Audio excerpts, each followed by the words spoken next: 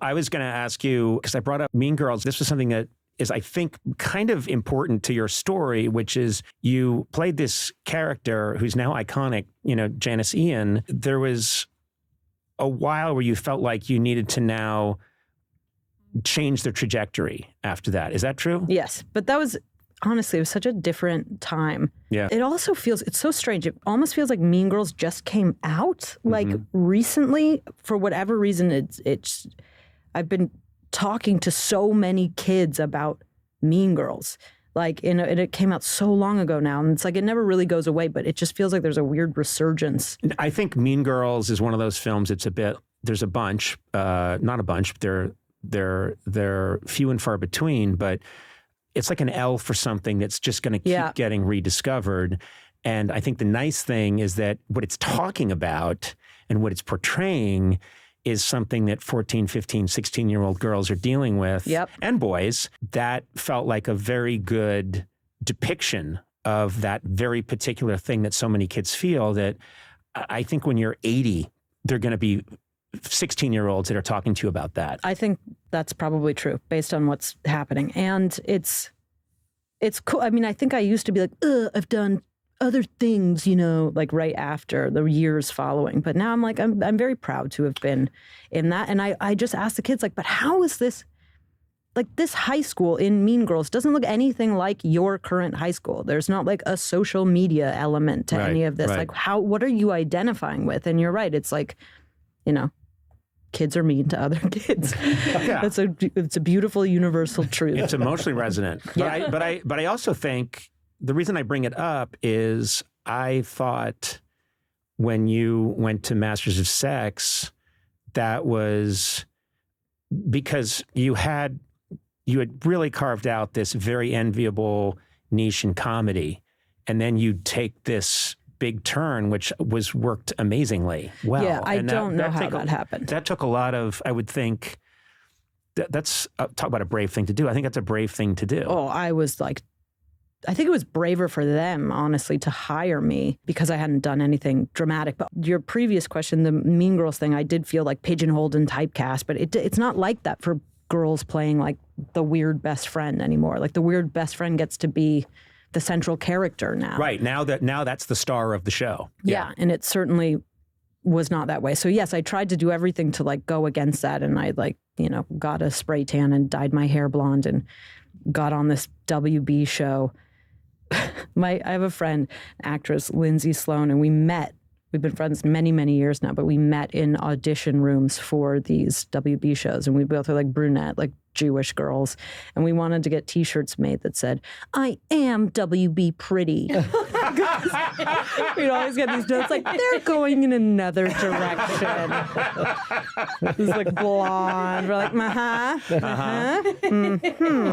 I could buy a wig. Yeah. And like, I definitely did. I was like, I'm going to fool you into thinking, I guess I'm not Jewish or whatever was required. I'm Dutch and I'm from Malibu. I'm new here. Yeah. Then Masters of Sex, like that whole process was crazy. I think I only got that job because they weren't shockingly familiar with smash hit Party Down that like nobody in the world saw. So they just weren't aware, like the producers were not aware of me.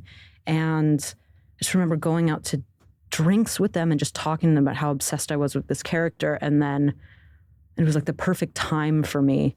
I just really identified with her and what she was sort of doing and going through, this Virginia Johnson.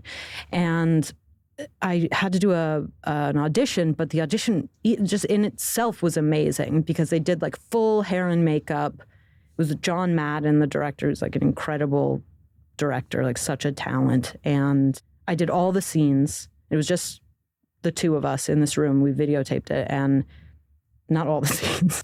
And it Wait a minute. Yeah, this older white man. It's like, just you and me and a camera. Where's the camera? Oh, trust me, there's a camera. Yeah. Well, I'm sorry. Yeah, I mean, as I realize now that's what it sounded like. Yeah. And then it was over, and I remember leaving and feeling like, even if I don't get this role, that was so incredible. Like, I don't get to do auditions like this for these dramatic roles. And I didn't think I could do any of this.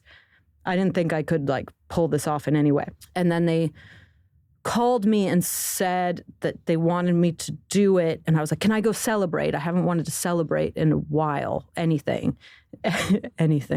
And they were like, just hold off a minute. And then that minute took like months and months and months for me to actually get the part. And my agents were like, you need to take this other job. You need to do this other thing. And for whatever reason, I was like, no, I have to just, the possibility of getting to do this is better than anything else. It's more of a, real job. Right. Which I don't know if I'd have the balls to do that now, but I knew that like if I got to do that, it would really change things for me. And it did.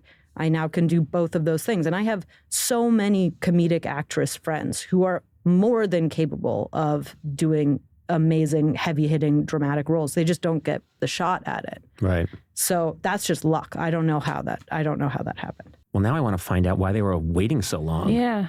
I mean, I did. There is, I know why, but you probably have to cut it out. Well, up to you. Maybe you could, disguise it in some way. Was there someone else in the mix? There was a co-star who was not thrilled with the idea of me doing it. Come on. Okay. Yes. Who was not Michael Sheen. It wasn't who ended up being the guy. Yeah, but I don't know any of the details of that at all. I just know that there was a lot of pushback. Oh, God. Do you want me to cut that out? Well, I don't know if anybody knows, Yeah, right? it doesn't matter. No. And I say we keep it in.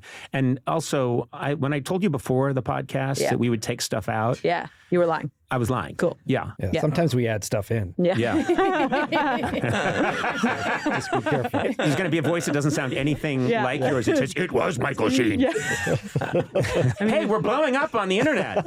Yeah, but it's not true. It wasn't Michael Sheen. I know. But fuck it. We're blowing up. Yeah, I don't think the Michael Sheen and Lizzy Caplan gossip is going to blow up the internet. Maybe in No, you don't understand.